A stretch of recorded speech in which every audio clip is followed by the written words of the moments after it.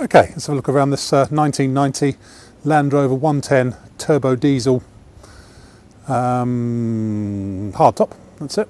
Been refinished in black. Originally it was blue, but it's been repainted black, partly by roller, partly by hand. It's a serviceable job, should we say. The blue is showing through in one or two sort of minor areas. Anyway, let's walk around it and pick out the good bits and bad bits. Good bit really, it was a one owner vehicle until 2008. It was in a quarry all of its life, so it's not really seen any nasty salty roads, and the chassis is fantastic, as is the bulkhead on it.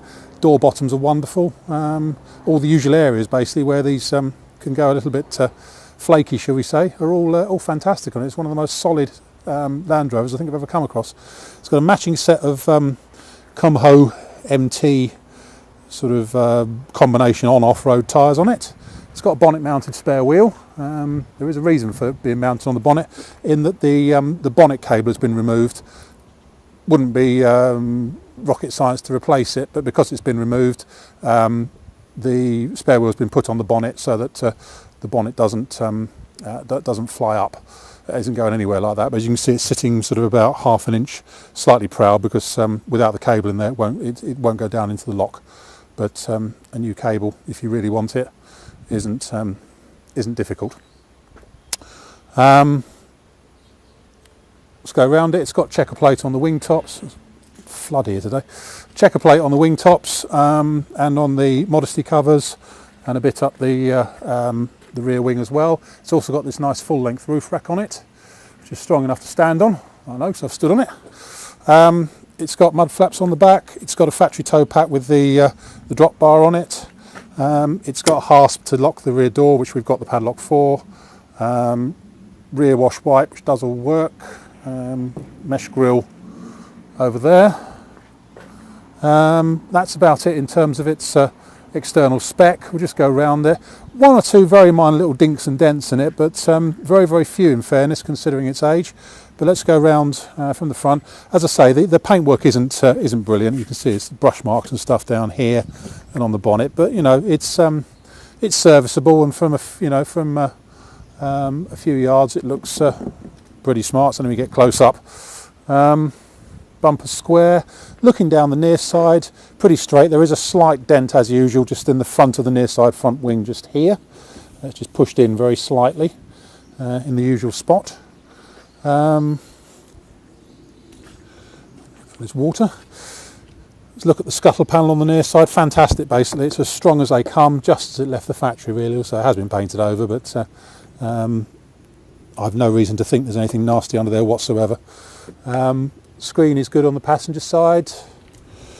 All the A-post is good. That's all good. A tiny bit of electrolytic reaction just bubbling up just on the bottom of the near side front wing there, but very, very minor for an older Landy. But the A-post is good. Slightly turned in lip on the near side door there, as usual, when the wind catches them as they come open. A couple of tiny bubbles just up here on the electrolytic reaction on the door frame there.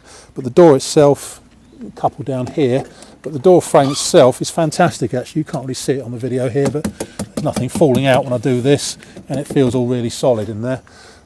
Interior wise, it's got a if you like, easy clean interior, although the driver's seat base has clearly been replaced with a black one rather than the grey one, and has got a couple of splits in the vinyl on it, but the other seats are pretty good.